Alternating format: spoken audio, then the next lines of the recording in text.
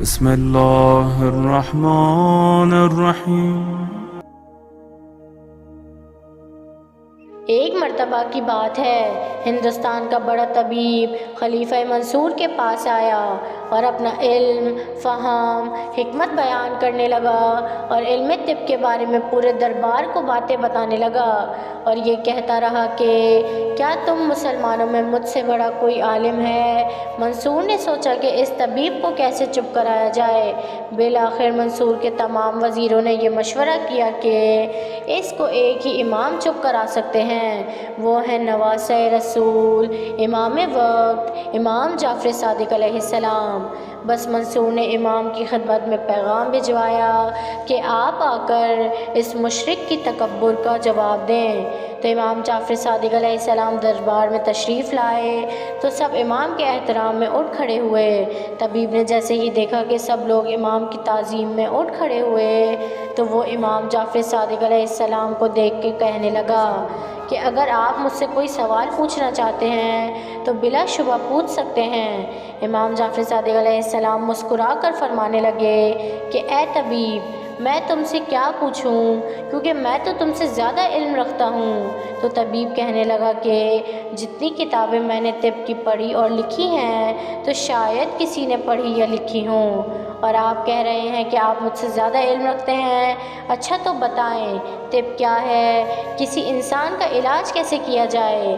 تو امام جعفر صادق علیہ السلام نے فرمایا، اے طبیب، جب کسی بیماری کا غلبہ ہو تو اس کا علاج ضد سے کرنا چاہیے، یعنی خشک کا درد سے، گرم کا سرد سے، سرد کا گرم سے، اور ہر حالات میں اللہ پر یقین رکھنا چاہیے۔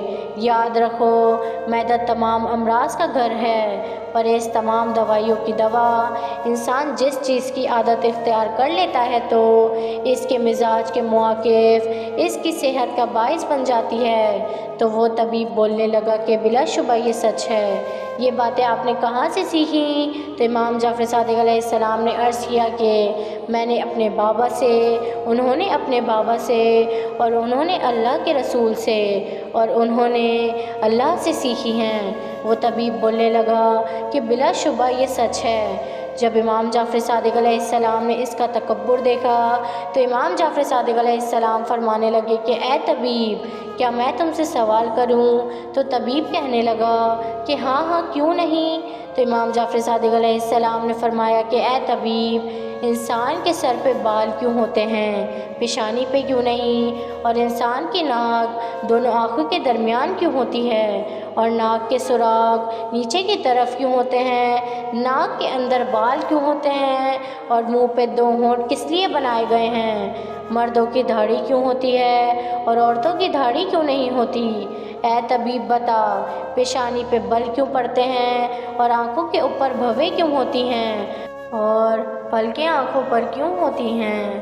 تو یہ تمام سوال سن کر طبیب گھبرانے لگا اور سر جھکا کے عرض کرنے لگا کہ اے نواسہ رسول، میرے پاس ان سوالوں کے جواب نہیں ہیں، نہ ہی میں نے کہیں پڑھے ہیں اور نہ ہی کہیں دیکھے۔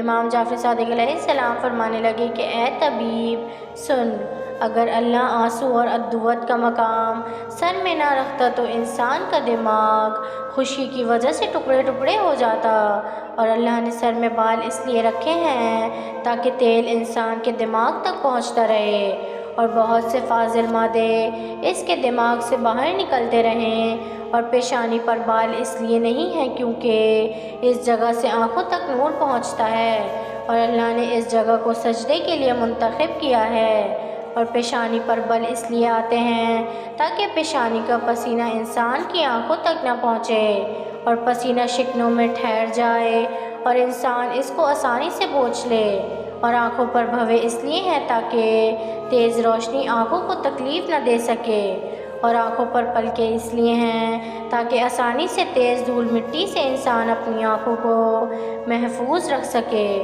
اور اللہ نے ناک کو آنکھوں کے بیچ میں اس لیے رکھا ہے تاکہ وہ مناسب لگے، اور ناک کے سراغ نیچے اس لیے رکھے تاکہ دماغ کے ردوت آسانی سے خارج ہو سکیں، اور ناک کے سوراخ کے اندر بال اس لیے ہوتے ہیں تاکہ ہوا میں موجود مٹی فوراً اندر نہ جا سکے، اور منہ پر ہونٹ اللہ نے اس لیے رکھے تاکہ دماغ سے جو ردوتیں منہ تک پہنچیں وہ رکی رہیں، اور مرد کی داڑھی اس لیے ہوتی ہے تاکہ مردوں اور عورتوں میں تمیز رہے، اور عورتوں کی داڑھی اس لیے نہیں ہوتی تاکہ عورتوں کا چہرہ صاف رہے اور میاں اور بیوی کے درمیان محبت بڑھے۔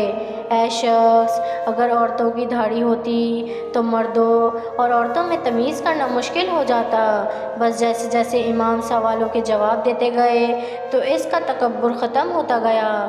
بالآخر وہ آپ کے قدموں تک آ پہنچا اور عرض کرنے لگا کہ بے شک یہ وہ علم ہے جو صرف نبیوں اور اماموں کے پاس ہے، اور امام کے قدموں کو چوم کر ہندو سے مسلم ہو گیا۔